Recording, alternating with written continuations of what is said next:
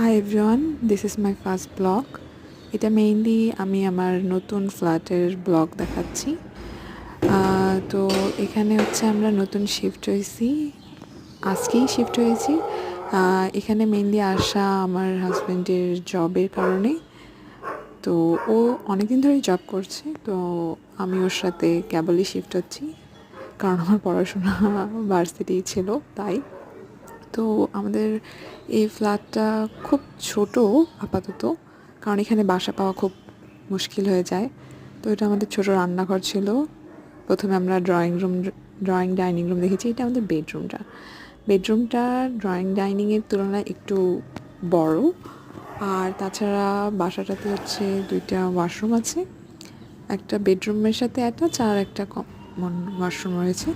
আর পাশে এই যে আমার একটা ছোট্ট ব্যালকনি, অনেক সুন্দর বাতাস আসতেছিল। এর সামনে ভিউটাও ভালোই লাগছে, গ্রাম্য পরিবেশ।